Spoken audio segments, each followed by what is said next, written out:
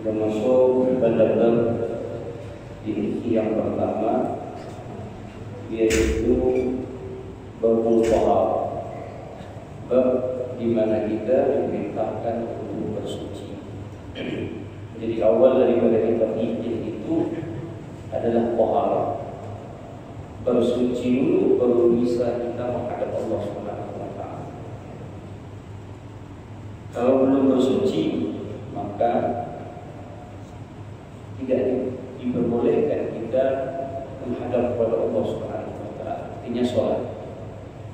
Maksud daripada taharah di sini adalah sholat. Tapi sebagian para ulama tasawuf mereka mengatakan tidak hanya membersihkan zahirnya saja, tapi batinnya pun harus dibersihkan. Dikatakan di sini ta'rifut taharah lughatan.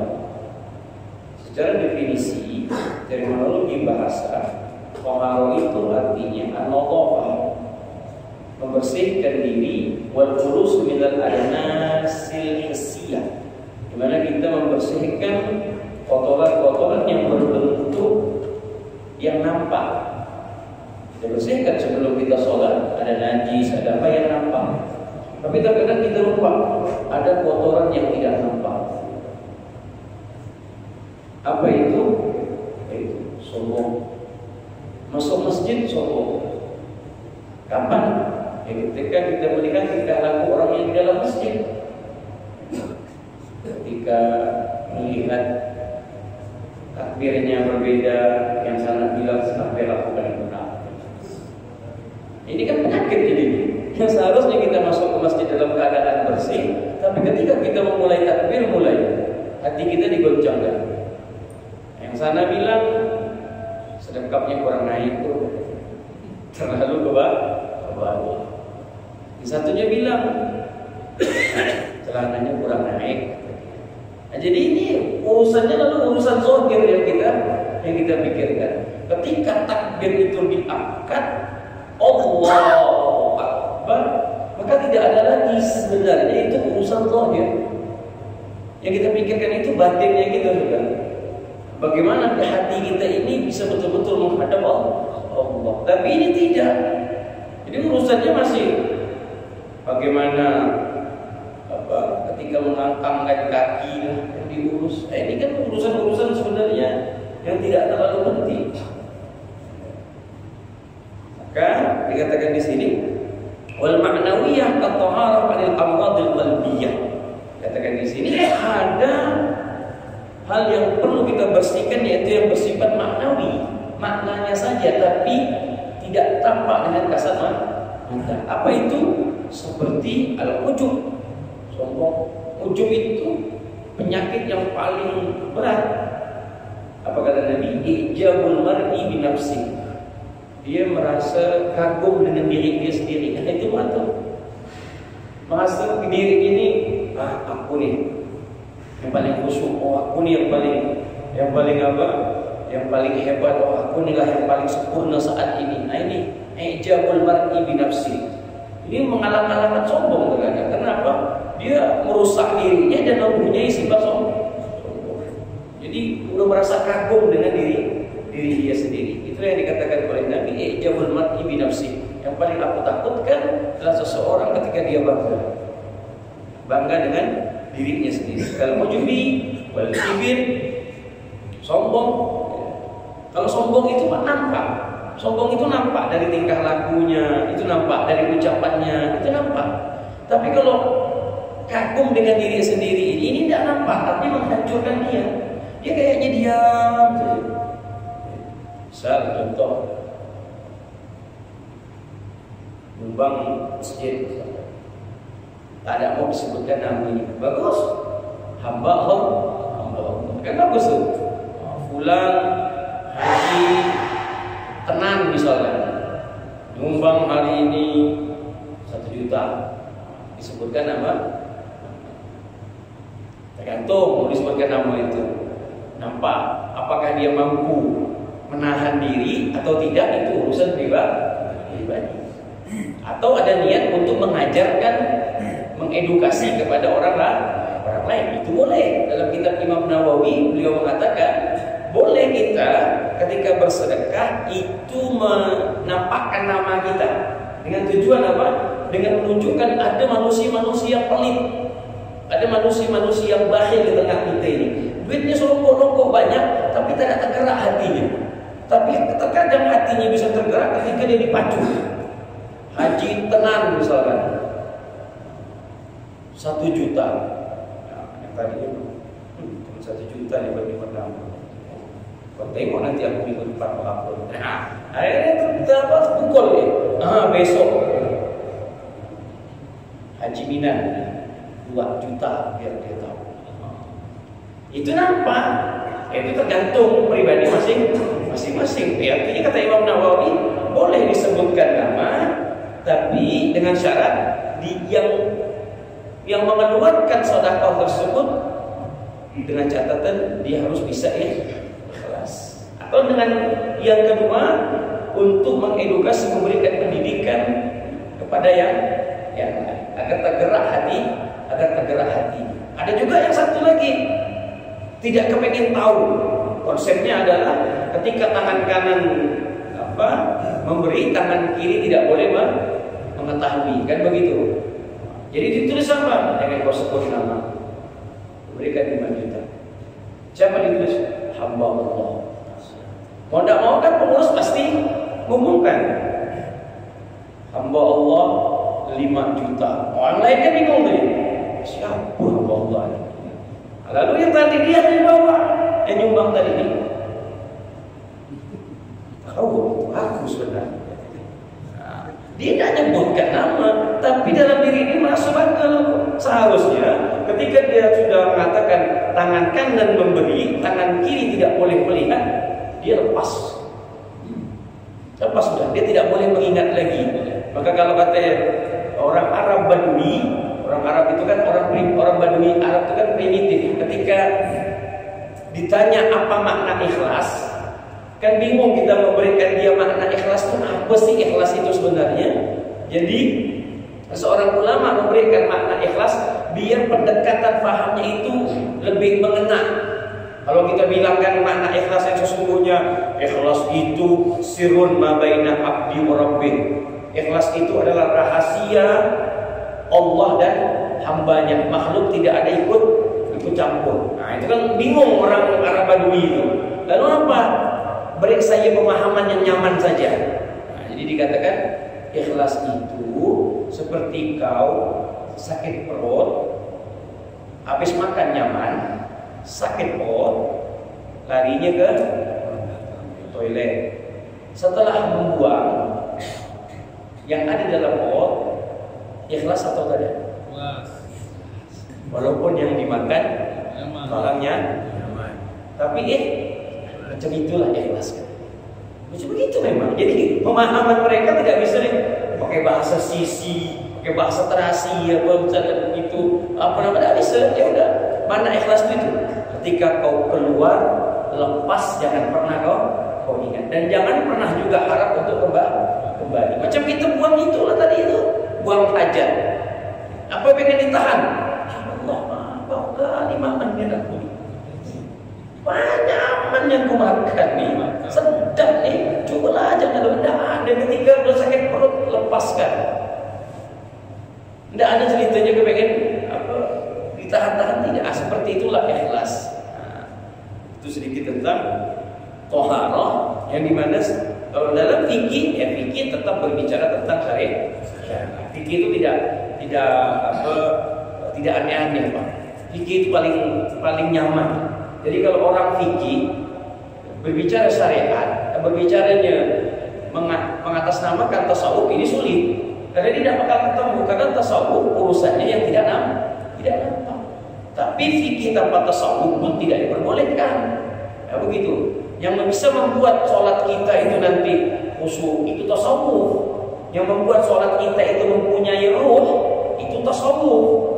Karena kalau tidak ada tasawufnya, sholat kita itu hanya sekedar zahir. Ya tadi, sholat sekedar zahir itu apa? Masuk, yang dilihatnya zahir sudah. No, yang sana berbeda, yang sini berbeda. Jadi ngurus orang lain. Yang diurus ini perilaku orang lain. Takbirnya udah lain, ini lain. Nah ini. Makanya ketika sudah syariatnya betul, bagus, nyaman, kita jangan terpaku terus dengan ini. Ada hal yang lebih penting juga. Jauh lebih penting apa? Hatinya kita ini lagi menghadap kepada Allah. Udah di syariat ini apa? Hal yang zahir yang nampak. Ketika sudah takbir, Allahu Akbar. Ini yang dikatakan oleh para ulama tasawuf, dia fana. Dia udah lepas. Kalau bahasa pesawat dia itu udah take off, sudah gitu. Tenang. Udah. Ketika dia takbir, pesawat kayak begitu. Enggak ada dia berbual-bual. Macam mana kalau kita jatuh dia misalnya? Kita jatuh kita. Ketika dia naik, pas di atas, tenang. Macam itu gak sholat. Allahu Akbar. Ketika takbir selesai, dia tidak tahu siapa kanan siapa kiri. Lepas sudah. Itu yang dinamakan fana. Dia tidak tahu lagi, udah dia tidak urus orang lain.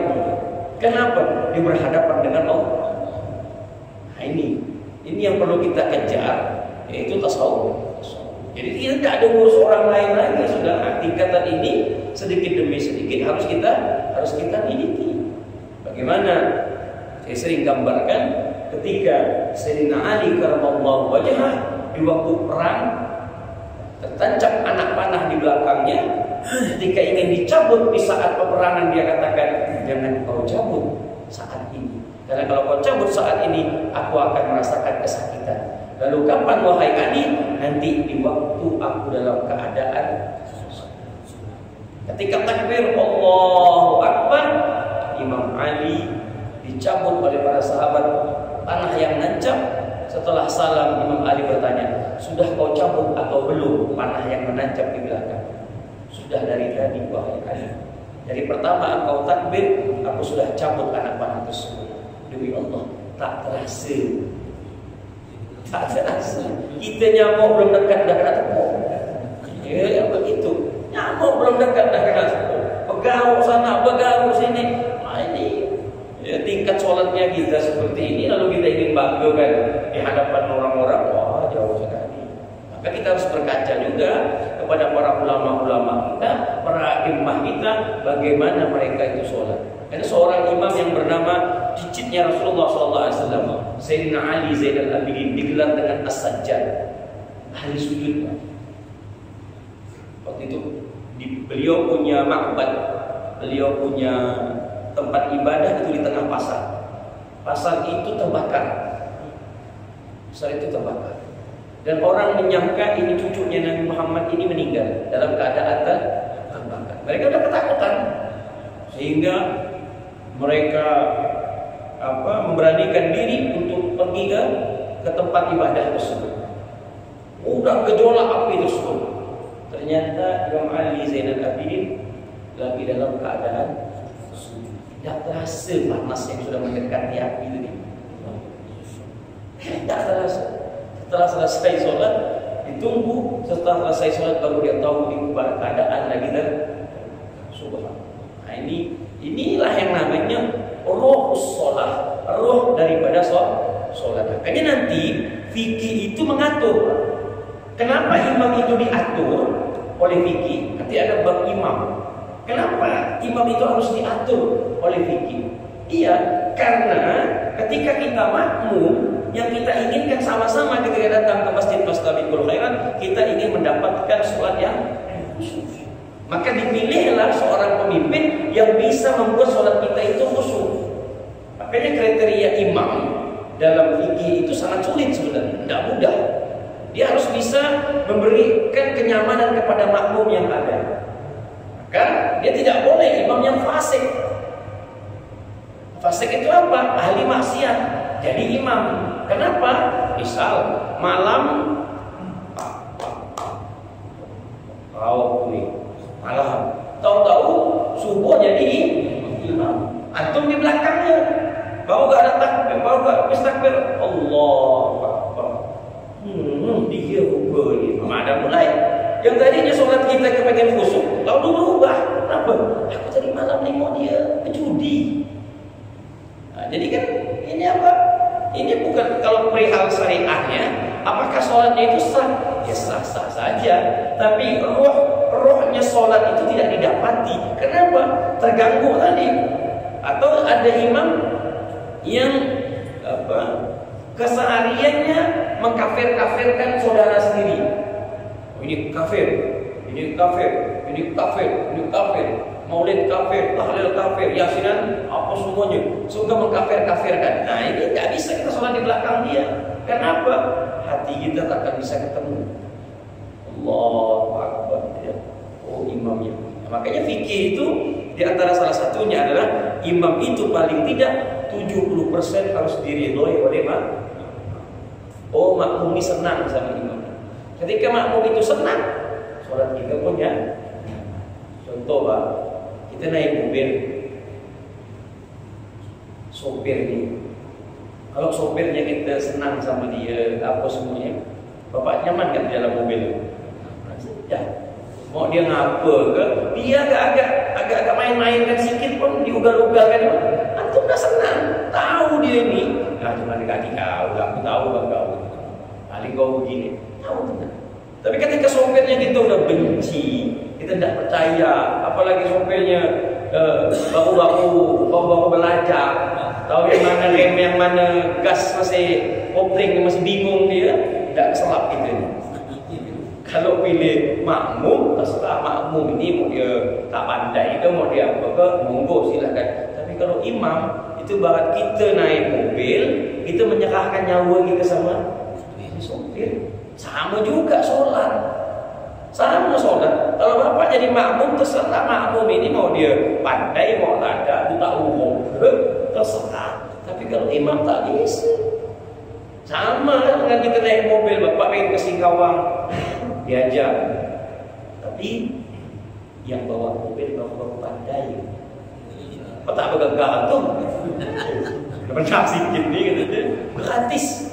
Nanti di Singkawang, ente disediakan hotel bintang 5 lah hotel, nyaman ente semuanya. Di sana dinyaman apa? Tapi apa perasaan itu? Allah, kan begitu. Dia kasih tahu, sopirnya baru pandai. Bingung ini kita, kan begitu. Tapi ketika kita tahu sopirnya nyaman, sopirnya lihai, ahli dalam bidangnya, bapak baru naik tinggalkan tidur. Kan begitu? Bangun tak bangun dah sampai ya. Nah, itu di antara salah satu amalan kalau bapak pengen jalan itu cepat, tak terasa. Ada amalan tak terasa. Baca doa, misalkan macet atau apa dari sini ke Jakarta, misal macam Bang Asep gitu, nanti kan mau Jakarta nih, biar perjalanan tak terasa, baca doa satu. Bismillahirrahmanirrahim ahya wa bismika amut. Hidup. Bangun dah sampai. Tak terasa. Perasaan perjalanannya 2 jam, tapi tapi baru cek 2 menit gitu. Nah, itu amalan yang paling ampuh, Pak. Coba ya. Kita kembali lagi ke konteks syariah. Dikatakan di sini al-amradul qalbiyah. Nah, syar'an secara syariat apa itu taharah? Taharah adalah raf'u hadasin au izalatu najisin, yaitu mengangkat hadas atau menghilangkan najis. Makanya dalam surah saya kutip di sini, surah At-Taubah 108, Allah katakan fihi rijalun yuhibbuna ayyatatahharu wallahu yuhibbul mutahhirin. Ada orang-orang yang Allah cintai. Siapa mereka? Rijalun yuhibbuna an yatatahharu. Mereka laki-laki, orang-orang hebat yang selalu bersuci dalam keadaan bersih terus. Ini ada orang-orang yang selalu dalam keadaan bersih. Siapa mereka? Dikatakan dalam tafsir di sini, Imam Qala Abu Ja'far fi hadirin masjid alladzina usissa 'ala taqwa min awal yaumi rijalun yuhibbuna ayunazzifu maqa'idahum. Mereka membersihkan tempat-tempatnya dengan air. Idza atul ghaita, apabila mereka pergi beristinja, dia betul-betul bersih istinjanya. Wallahu yuhibbul mutahhirin. Makanya konsep masjid itu yang paling dipentingkan sebenarnya kamar mandi. Kamar mandi itu paling sentral. Ada orang masjidnya bagus tapi kamar mandinya asal-asalan. Ini menentukan, Pak. Bayangkan kalau kamar mandinya asal-asalan, itu dia dari kamar mandi, entah percikan, entah apa bentuknya, dia langsung masuk ke masjid, ini najis semua, Pak.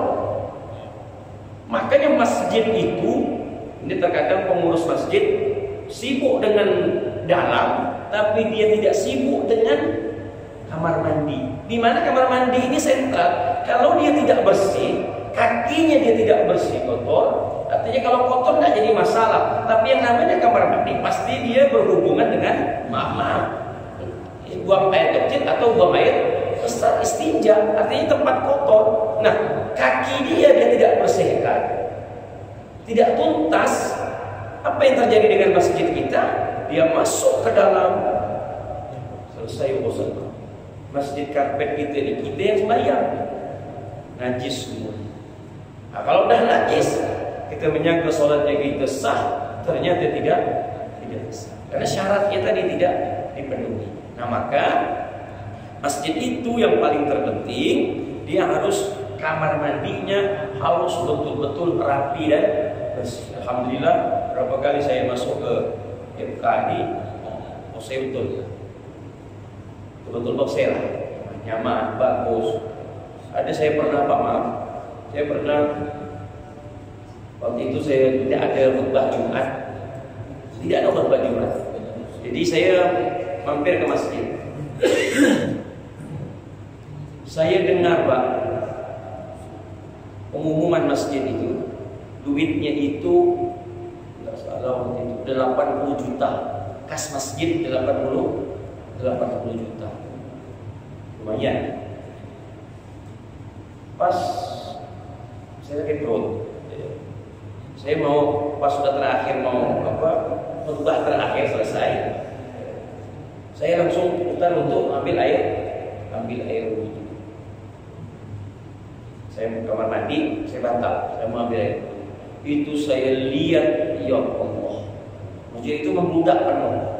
Kemudian ada orang yang sholat di samping dekat tempat air wudhu. Jadi saya lihat tempat air wudhu sama WC itu dengan WC yang Masya Allah, amburadul. Kemudian kemungkinan air yang tidak bisa membersihkan, mengangkat hadas, kemudian kaki itu langsung, oh ini kata saya, Masya Allah, ini pengurus masjid. Jadi untuk apa duit jamaah yang ada itu apabila masjidnya seperti ini? Kenapa? Betul-betul tidak pantas ini kamar mandinya. Masjidnya Masya Allah berruangan AC bagus, tapi kamar mandinya,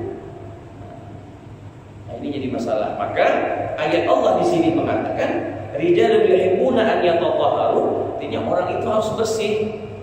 Apa yang dibersihkan? Zahirnya dari najis tadi, dari hal-hal yang sifatnya bisa sholat tersebut tidak sah. Nah, dalam hadis ini kita ambil dalam sebuah hadis, qala hadatsana Muhammad bin Bashar, qala hadatsana Abu Dawud, qala hadatsana Hammam bin Yahya an Qatadah an Syahr bin Hushayb qala lamma nuzila fihi rijalun yuhibbuna an yatatahharu. Ketika turun ayat ini, ayat yang tadi kita baca, qala Rasulullah maqtur, apa itu bersuci? Alladzina asnallahu alaikum, sehingga Allah memuji kalian. Dengan orang-orang yang selalu bersuci ini, Allah turunkan ayat dan Allah puji kalian. Siapa mereka, kata Rasulullah? Kenapa Allah turunkan ayat ini dengan memuji kalian? Lalu Nabi mengatakan, qalu ya Rasulullah nughassilu atharul ghaib. Dia katakan, ya Rasulullah, kenapa Allah bisa memuji kalian? Rasulullah bingung. Lalu dia mengatakan, ya Rasulullah, kami ini sekelompok orang yang apabila buang air kecil, buang air besar, itu kami betul-betul teratur, ya Rasulullah. Artinya tidak asal-asalan, betul-betul bersih, betul-betul suci kami, ya Rasulullah. Apa kata Nabi? Perbuatan kalian dipuji oleh Allah Subhanahu wa Ta'ala. Karena kenapa? Dalam hadis yang lain, ketika Nabi SAW Isra, Nabi melihat ada manusia yang diazab oleh Allah. Lalu tanya kepada Jibril, ya Jibril, apa dosa dia ni Jibril?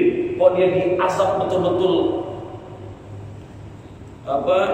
disiksa oleh Allah Subhanahu wa Ta'ala? Lalu kata Jibril mengatakan, ya Rasulullah, ini adalah gambaran daripada umatmu, di mana kalau buang air kecil itu tidak tuntas. Apa? Buang air kecil itu harus tuntas. Ketika tidak tuntas, apalagi kencingnya berdiri, kencing berdiri. Kenapa Nabi SAW melarang untuk kencing berdiri? Dalam medis itu bisa menyebabkan cepatnya prostat. Yang kedua, kenapa? Karena tidak tuntasnya buang air kecilnya ini. Dia harus dalam keadaan duduk dia bagus, pasti dia setuntas-tuntasnya. Tapi kalau dalam keadaan berdiri, apalagi pakai celana levis kemudian berdiri, ini permasalahan. Sehingga kita menyangka setelah selesai kita kencing, buang air kecil tersebut, kita menyangka itu sudah selesai, ternyata ada sisa. Nah, itu yang berbahaya. Ya, kita sholat dengan celana tersebut, zuhur dengan itu, asar dengan itu, celana, maghrib juga dengan itu, isya sudah sampai di rumah. Ternyata zuhur, asar, maghribnya kita sholat yang tidak sah. Kenapa? Tadi tidak kita perhatikan buang air kecilnya, Maka Nabi SAW melarang untuk kencing berdiri. Tapi larangan ini tidak haram, makruh. Tapi makruhnya dalam bahasa fikih makruh litanzih, makruh yang sudah mendekati keharaman, tapi tidak mutlak haram. Tidak mutlak haram. Ya, artinya makruh. Orang yang kencing berdiri makruh. Tapi berhati-hati dalam hal ini. Apabila nanti sesuatu tersebut tidak tuntas, maka masalah. Maka dalam orang yang setelah diajarkan kita dalam syariat, ketika buang air kecil, orang tersebut yang pertama kali dia harus dahem. Yang kedua, dia harus menekan di bawah kemaluannya, agak sedikit di mulut, karena dia takutnya ada sisa, tapi jangan dipelintir. Bahaya nanti keselio sampai apa? Dan begitu. Pelintir sih kan diurat, tapi bukan diurat kuat nanti keselio. Hebat data ada. Kemudian yang ketiga yaitu dia berjalan agak sedikit beberapa langkah. Dia merasakan tuntas tadi. Nah, setelah tuntas selesai. Di antara salah satunya itu. Jadi jangan cepat-cepat. Hal yang cepat-cepat ini bermasalah nanti.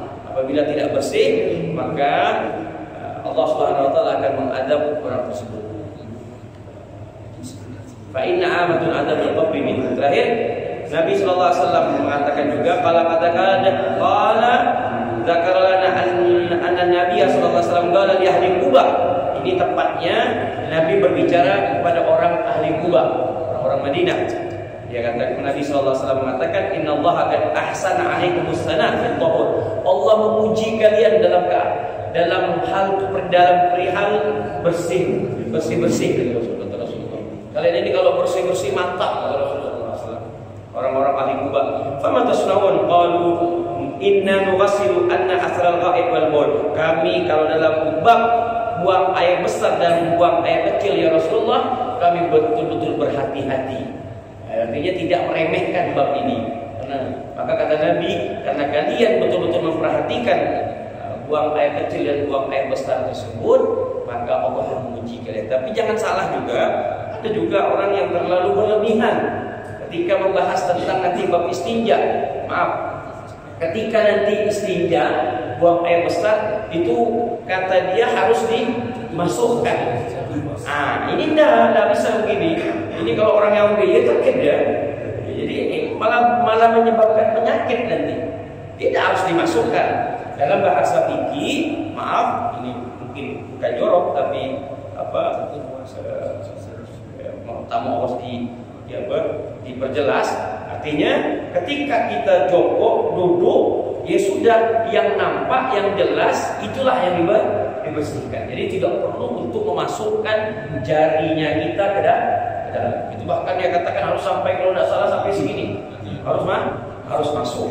Habib ada lagi ditanyakan, Habib itu katanya setelah itu harus dicium. Repot lagi, ngapain dicium? Nggak ada bab dicium itu. Untuk mau habis istinja dicium lagi, nggak perlu.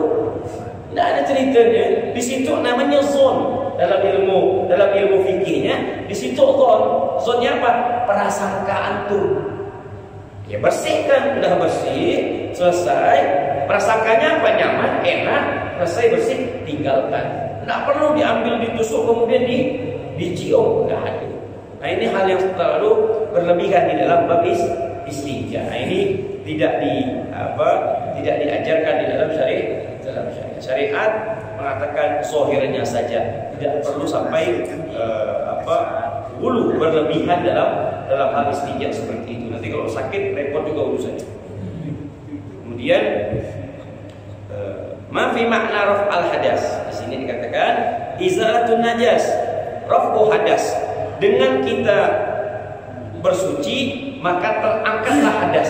Dengan apa hadas itu bisa terangkat? Dengan dua, yaitu dengan wudu dan dengan mandi.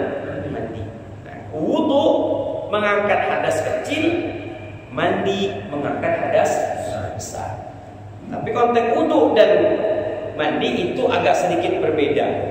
Contoh dalam bentuk niat. Kalau wudu itu niatnya pas ketika membasuh muka. Nah, kan begitu. Ketika Bapak ambil air, lalu itu wudu apa? Sini niat. Bukan dicuci tangan. Cuci tangan itu tidak ada niat. Itu zikir saja. Bismillahirrahmanirrahim. Kemudian zikir mencuci tangan. Allahumma faziyani min ma'asika kuliha. Ya Allah, bersihkanlah tanganku ini yang pernah dulu bermaksiat kepadamu ya Allah. Umur-umur, ya Allah, bantulah lisanku untuk selalu berzikir mengingat kepadamu ya Allah. Allahumma aini ala dzikrika wa syukrika wa husni ibadati. Kemudian ketika masukkan air ke hidung, kemudian kita berdoa, Allahumma arihni raihatal jannah. Ya Allah, ciumkan hidungku ini bau surga ya Allah. Karena ada hamba-hambamu nanti yang tidak pernah bisa mencium surga. Jangankan masuk surga, ciumnya ada. Maka ya Allah, dengan berwudu ini ya Allah, bersihkan hidungku ini ya Allah, dan takdirkan hidungku ini bisa mencium bau surga. Setelah itu kan baru nah di mukanya dah letak niatnya kita. Adapun nawaitul wudu'a itu lafaz, itu tidak dihitung niat, itu hanya untuk membantu hati kita untuk mengatakan ketika air itu sampai ke kening kita, barulah kita niat nawaitul wudu'a birafil hadasil.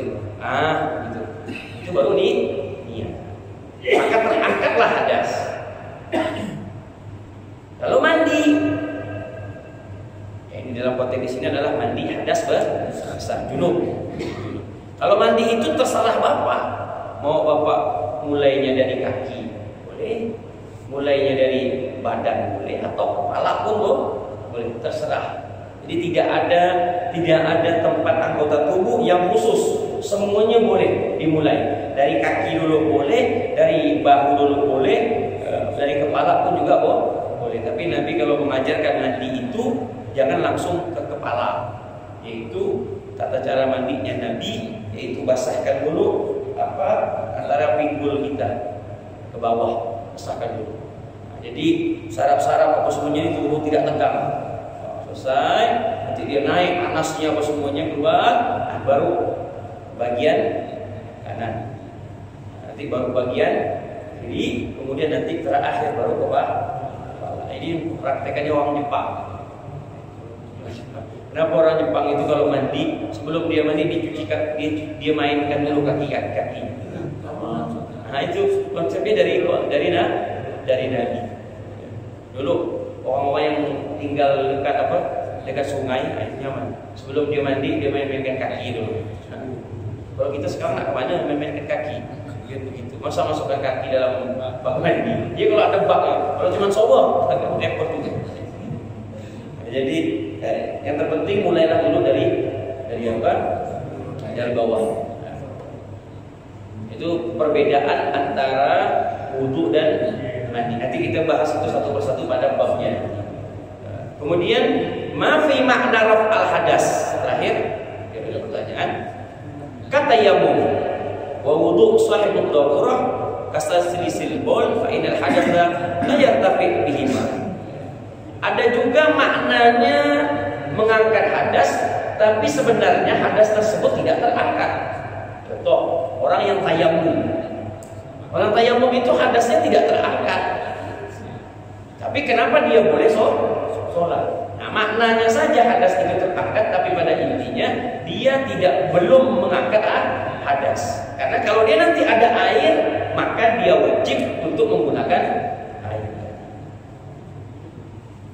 Wudu sahibud darurah. Wudunya orang sahibud darurah, seperti salisil bol, orang yang beser. Orang yang beser ini repot. Dia sedikit-sedikit keluar, sedikit keluar. Nah, wudunya dia harus pertama masuk waktu sholat. Sebelum masuk waktu sholat, dia belum diperbolehkan untuk wudu, karena dia bisa batal nanti. Tapi kalau dia sudah wudu, Allahu Akbar, terus dia wudu. Jadi wudu, langsung tidak lama langsung dia sholat. Apa yang terjadi antara dia wudu dan sholat, kalaupun keluar, itu dikatakan ma'fu, dimaafkan. Karena dia tidak bisa untuk menahan. Kalaupun ada keluar, itulah dikatakan sebenarnya wudunya dia tidak mengangkat hadas, karena hadas itu ada. Orang keluar kok, dia bisa dikatakan keluarnya itu dalam hitungan menit. Sedangkan berapa menit dari wudu sholat? Mungkin di tengah-tengah sholat dia bisa keluar. Bisa mungkin. Dia bisa keluar. Kalau tak percaya, tanya aja sama orang yang penyakit ini. Jangan tanya saya. Tapi saya pernah dapat pertanyaan dengan orang yang kena penyakit ini, begitu. Terkadang saya merasakan ketika saya sholat itu ada yang macam keluar. Dia kan pakai pempes modelnya. Ada yang keluar.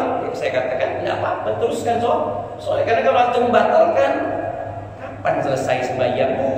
Ini nyusah kan? Dia bilang, bisa sembahyang lah macam gini, kata dia. Gitu. Nah, ini namanya sahibud darurah. Ini mengangkat hadas, tapi hadasnya tidak terang.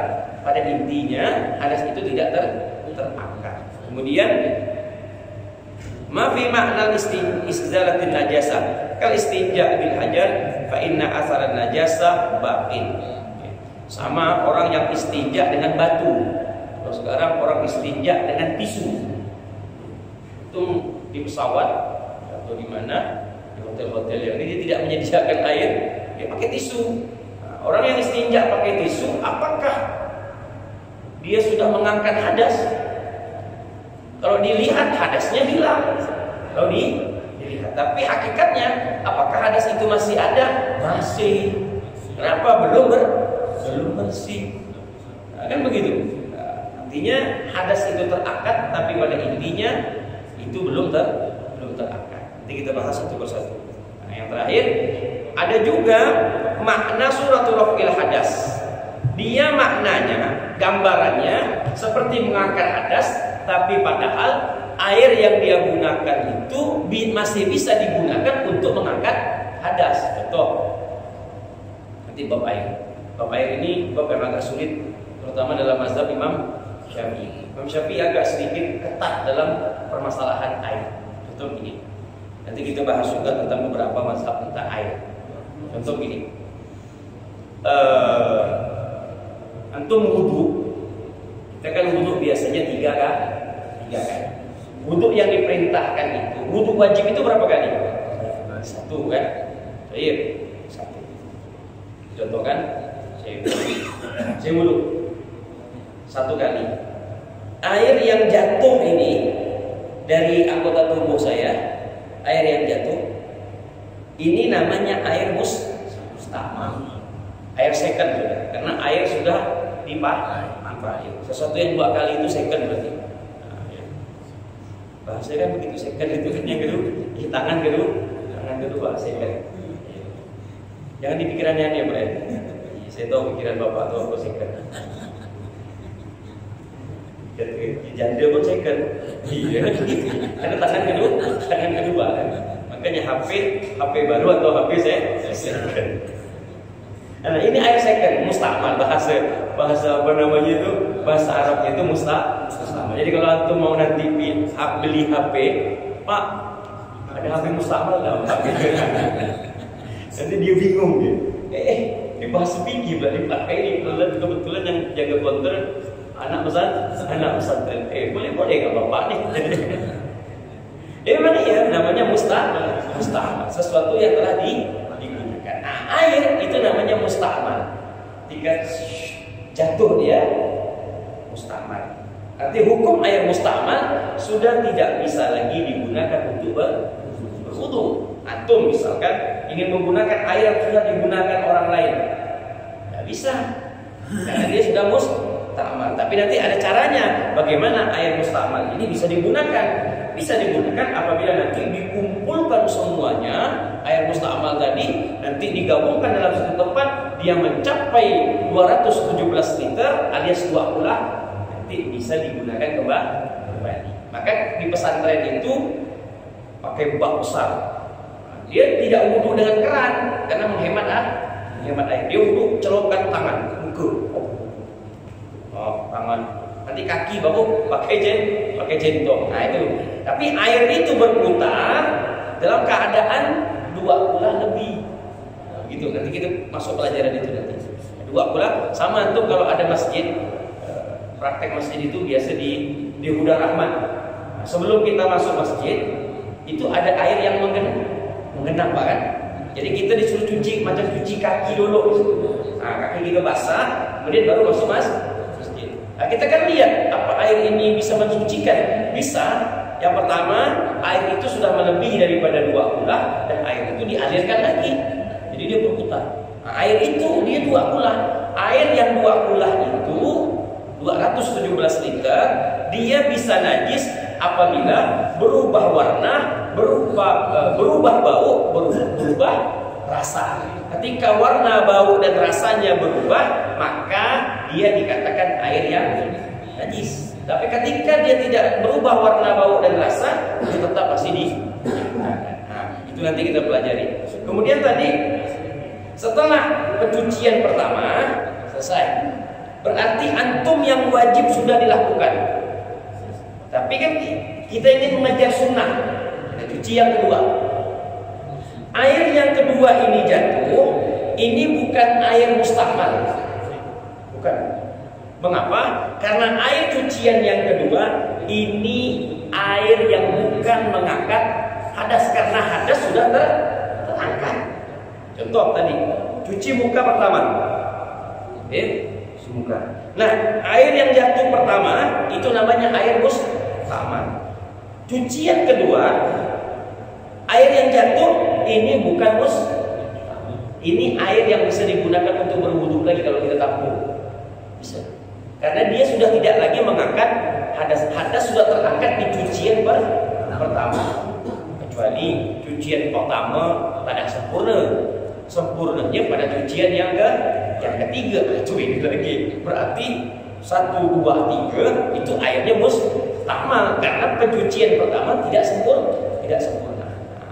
Maka itulah makna daripada surah Raf'il Hadas. Gambarannya seperti mengangkat hadas, tapi pada intinya air tersebut tidak masih bisa digunakan untuk mengangkat hadas. Kalau air yang sudah terkena sudah digunakan untuk mengangkat hadas, dia sudah tidak diperbolehkan lagi digunakan untuk mengangkat hadas. Contoh, sisa air orang yang mandi junub, sisanya.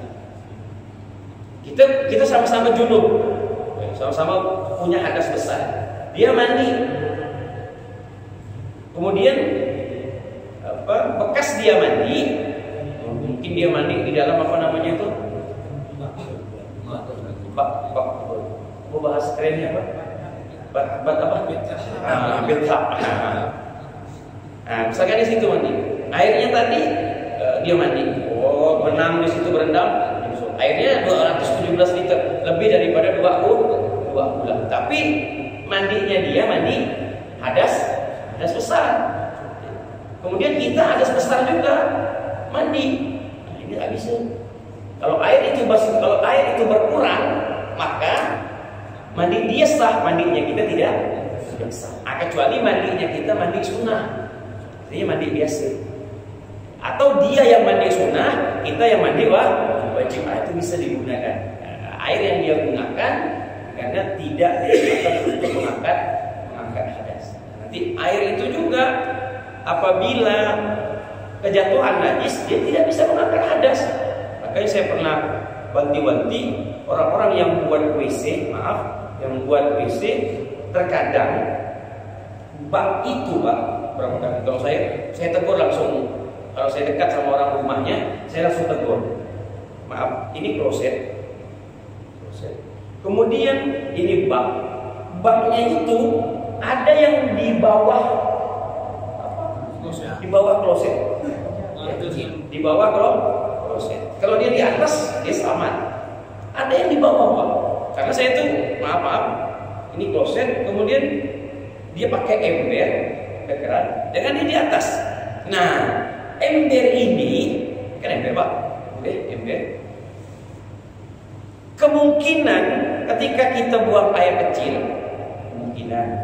walaupun tidak melihat, tapi kan ada satu kemungkinan besar, ada percikan yang akan masuk ke dalam ember.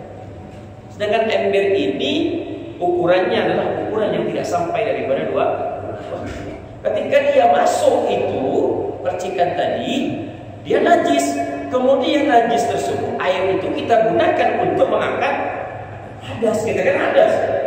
Kita nyangka hadasnya kita bersih. Dalam konteksnya bersih. Dalam konteks syariat, apakah itu sudah dikatakan kita mengangkat hadas? Belum, Pak. Karena air yang kita gunakan air yang tidak bisa mengangkat hadas. Bersih dalam kasat mata saja bersih, tapi dia tidak bisa mengangkat hadas. Karena air yang kita gunakan air yang kejatuhan najis. Dia bukan air najis, tapi air yang kejatuhan najis. Air yang kejatuhan najis namanya mutanajis. Air yang kejatuhan najis, dia tidak bisa mengangkat hadas. Hadas kecil ataupun hadas besar. Nah, ini mau hati-hati ketika kita kamar mandi dan ataupun toilet atau bak kamar mandi juga berhati-hati. Lebih baik buatlah bak itu, carilah bak itu yang besar, yang ukurannya lebih daripada 2 bulan. Jadi nanti kalau ada cicak, kotoran cicak itu masuk, tidak jadi masalah karena air kita di atas 2 bulan. Kalau air di atas 2 bulan urusannya gampang. Tapi kalau air di bawah 2 bulan, nah ini yang jadi masalah. Jadi kalau buat kamar mandi, buatlah bak yang ukurannya itu gampang. 60 kali 217 itu 60. Jadi satu keramik, lihat 60, tinggi 60, lebar 60. Itu sudah dikatakan 2 bulan. Berarti lebih kan, paling tidak tingginya 80, selamat. Saya pernah ukur ada bak yang itu nih, begini, plastik di sudut, begini, sudut itu, rupanya itu tak sampai itu, karena dia besar ininya saja, ternyata dalamnya itu dia kecil. Itu masalah Pak, itu masalah tuh. Tidak ada masalah kalau kita bisa jaga airnya, takutnya nanti kejatuhan. Itulah kotoran cicak atau apa, dan itu kita gunakan untuk cebok, maaf, kan, untuk cebok, atau kita gunakan untuk mengangkat hadas tidak terangkat. Tapi kalau tidak nampak dengan kasat mata, jangan dicari Atau masuk kamar mandi orang, apa lo? Kenapa? Aku nak nengok air lo. Tak perlu Pak. Fikih tidak macam begitu. Fikih itu menghukumi yang zahir. Yang terlalu nyusah-nyusahkan jangan. Selesai nampak, oh tak ada, udah. Buang keraguan kita, was-wasnya itu harus was-was. Masuk kamar mandi orang, takut. Ini kenapa tak ada nih? Mau mandi ini takut. Kenapa nak ditakutkan? Masuk ya. Yakin. Apalagi kamar mandinya tadi bersih, kemudian lebih daripada dua bulan, itu lebih nyaman lagi. Keyakinan kita lebih tapi sesuatu yang tidak nampak jangan dicari. Nah, ini permulaan daripada mukaddimah kitab Thaharah. Wallahu a'lam bishawab.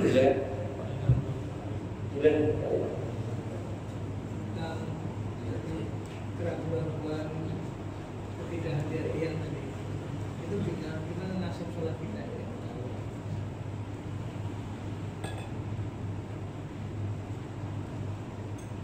Artinya kecerobohan.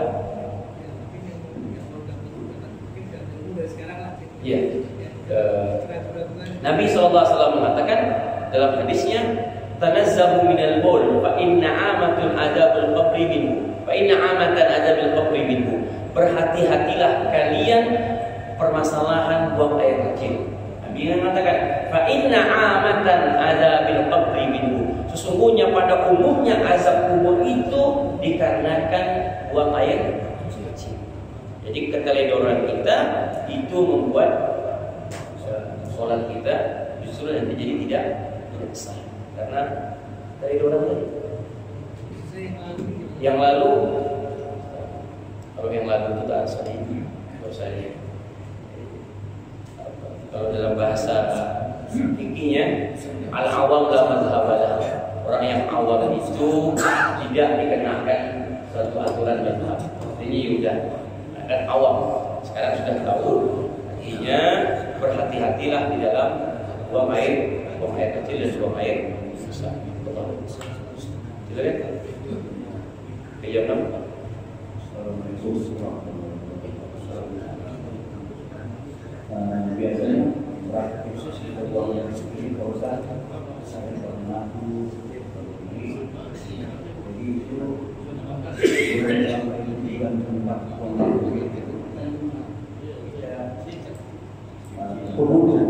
uang dahulu, jadi otomatis harus berdiri.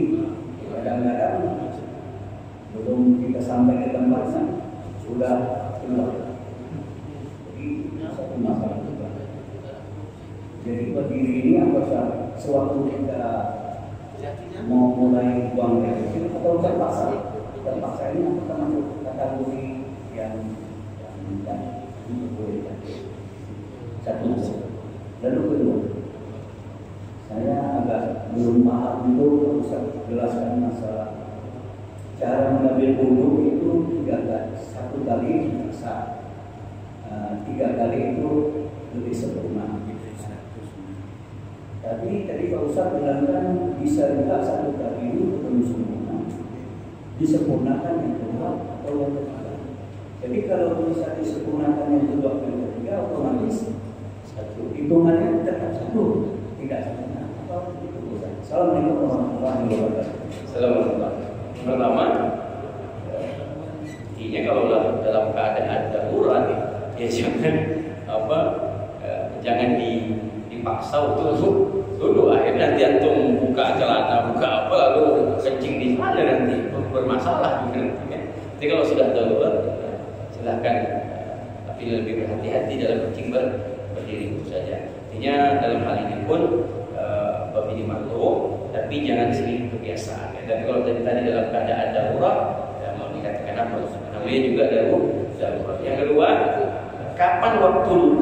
Apakah dalam adabnya kamar mandi kita itu dianjurkan untuk membuka, yaitu ketika posisi kita dalam keadaan wudhu. Itu kan nyaman kalau dia pakai sarung. Tapi kalau dia pakai celana ya agak sulit. Jadi harus buka dulu lah, melepaskan celananya baru dia menuju ke kloset tadi. Jadi harus buka dulu, lepaskan dulu celana dan kainnya. Kalau kain sih gampang, tinggal buka ya begini kan. Kalau bab kain gampang lah, pokoknya simpel. Tidur banyak-banyak pakai kain, nyaman.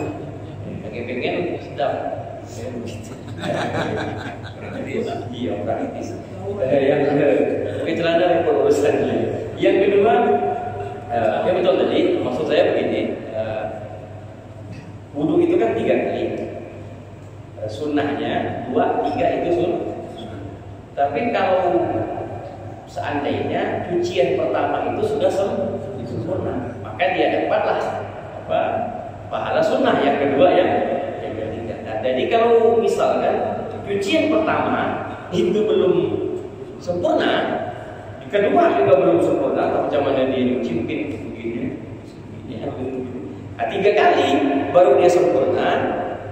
Jadi seharusnya dia membutuhkan 4 dan ke-5, cucian ke-4 dan cucian ke-5. Cucian ke-4 dan cucian ke-5 ini dihitung sunnah. Yang 3 tadi masih dihitung satu. Nah, itu maksudnya. Ya, Allah. Sudah Assalamualaikum warahmatullahi wabarakatuh. Waalaikumsalam. Saya ingin bertanya Pak Ustaz dari pertanyaan yaitu ada 5 pertanyaan di sini. Saya begini Pak Ustaz, selain air sebagai kalau untuk istinja, ada batu Pak Ustaz untuk istinja di tempat Pak Ustaz. Apa? Selain air Pak Ustaz yang dapat digunakan untuk istinja, ada batu. Apa syarat batu yang dapat digunakan untuk istinja? Mohon dijelaskan. Yang kedua Pak Ustaz, bagaimana dengan tisu basah? Apakah boleh digunakan untuk istinja? Ada yang sekarang ada yang berikan tisu basah gimana kalau tisu basah? Yang ketiga ya Pak Ustaz, kapan kita membaca istinja? Pada saat sebelum kita istinja atau sesudah istinja? Mohon penjelasannya dan doanya. Yang pertama, dari ini ada bab yang khusus ya. Ini ada bab yang khusus. Ini pertanyaan. Yang pertama, kriteria batu yang dianjurkan.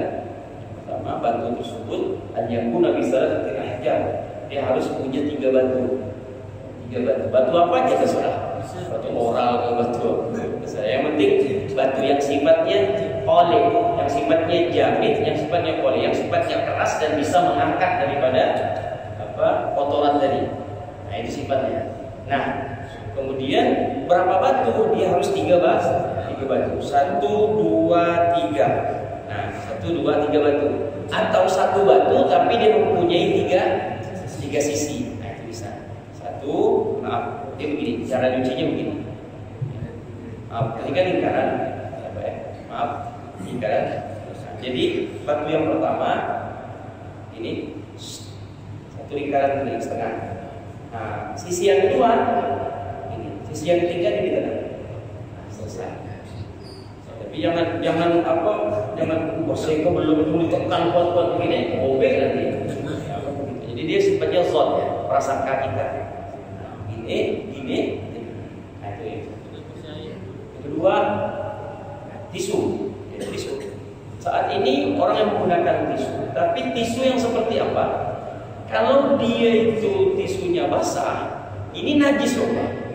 Jadi jangan gunakan tisu basah, karena ini kan najis. Kalau dia sudah kena najis, basah ini kena najis, dia justru nanti malah kena kesemua. Jadi sifatnya dia tisunya kering, dan tisu tersebut syaratnya tisu dia harus tisu yang betul-betul sifatnya keras. kasar. Bahasa tisu kan kasar, bukan kasar. Tapi dia kan kasar. Nanti tisu itu dilipat, ada tisu. Dilipat, baru nanti macam dijadikan batu. Begini 1, 2, 3. Nah, itu bisa. Tisu yang ada saat ini di toilet itu dia tisu keras. Yang nggak bisa itu tisu tisu facial, tisu yang untuk muka itu, itu terlalu lembut. Sifatnya terlalu lembut karena syaratnya tadi an yakuna jamidan qali'an. Dia sifatnya keras dan dia bisa menarik daripada kotoran tadi. Nah, tisu yang tadi kalau kita lipat-lipat, tisu toilet itu dilipat kan besar ya kan. Kalau kita sobek itu kan dia besar. Lipat jadi segini, kecil begini, dia kan keras. Nah, dia bisa dapat kategori termasuk menjadi pengganti daripada batu. Ini kan tidak ada batunya. Nah, seperti itu. Tapi kalau ada air, nggak boleh pakai itu. Boleh pakai itu nanti pakai air. Justru dia dapat dua sunnah. Nah, itu. Tapi kalau pakai itu dia hanya karena gengsi-gengsian, nggak boleh. Air lebih diutamakan. Kemudian apa tadi yang ketiga? Ketika membaca doa istinja, ketika kita membasuh, maaf kemaluan bawah ini, tapi otomatis membacanya di dalam hati. Apa doanya? Allahumma hassin farji min al-fawahish wa tahhir qalbi minan nifaq. Ya Allah, jagalah kemaluanku ini agar tidak berbuat hal-hal yang jelek, yaitu zina, apa semuanya. Wa tahhir qalbi minan nifaq, dan bersihkanlah hatiku daripada kemunafikan. Nah, itu dibaca ketika kita dalam keadaan membasuh istinja. Tapi dalam hati. Letakkan dalam hati kita untuk membaca Allahumma tahhir qalbi, Allahumma hassin farji minal fawahish wa tahhir qalbi minan nifaq. Ya Allah, jagalah kemaluanku untuk tidak bermaksiat kepadamu, melakukan hal-hal yang kau murkai, hal-hal yang jelek, dan bersihkan hatiku dari kemunafikan.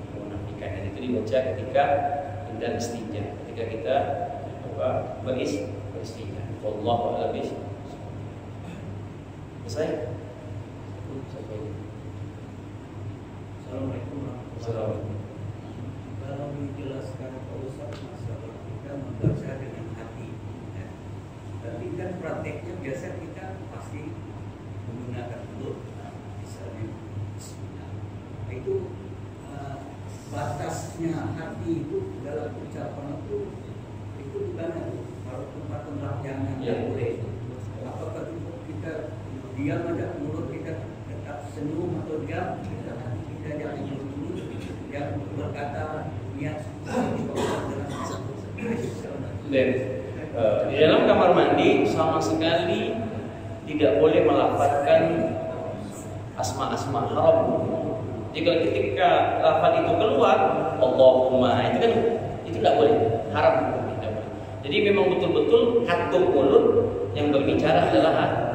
Itu mutlak. Karena dalam kamar mandi lisan kita tidak boleh bersuara, menyuarakan apapun. Bismillah, alhamdulillah, atau apapun bentuknya, itu tidak diperbolehkan, dan apabila menyengaja hukumnya haram. Nah, itu semua adanya di dalam hati. Jadi zikir itu zikir hati. Ketika masuk WC, masuk WC itu sebelum masuk WC kita baca doa. Kalau udah buka masuk baru Allahumma inni a'udzubika, karena dia sudah berada dalam jadi sebelum, sama juga pas keluarnya, ketika kaki kanan keluar baru kita berdoa alhamdulillahilladzi adzhaba 'anil adza wa 'afani. Ketika keluar dari WC itu apa? Ghufranaka, alhamdulillah, ghufranaka itu boleh juga, hanya ghufranak boleh, tapi ditambah dengan alhamdulillah adzhaba 'anil adza wa 'afani. Sir juga boleh. Apa? Ucapan sir juga. Sir boleh. Tidak jadi masalah. Kalau kita belajar bab zikir, justru zikir yang paling kuat itu adalah zikir hati. Itu panjang lagi nanti kita bahas itu. Di dalam ilmu tasawufnya, zikir yang paling kuat itu adalah zikir hati, bukan zikir lisan. Kalau zikir lisan itu zikir orang awam. Tapi yang paling kuat itu zikir hati. Ketika hatinya sudah berzikir Allah, itu zikir hati. Itu paling kuat. Jadi dia tidak butuh lagi dengan lisan, tapi hati dia yang selalu berzikir. Tapi jangan dijadikan dalil. Apa tahu dah hati aku yang berzikir? Apa tahu dah? Aku memang ngomong, tapi hati yang ini berzikir. Itu sombong nama. Itu laga. Zikir lisannya tak pernah, apalagi zikir zikir hati ini bisa didapat melalui zikir lisan dulu, membiasakan hati akan bisa baru bergerak. Dia namanya riyadhah, dalam bahasa tasawufnya dia riyadhah, ada olahraganya dulu. Biar hati ini bisa connect lewat lisan tak pernah berzikir, macam mana hati bisa mengenal? Nah, itu repot dulu saja. Wallahu a'lam. Subhanakallahumma wa bihamdika asyhadu an la ilaha illa anta astaghfiruka wa atubu ilaik. Walhamdulillahi rabbil alamin.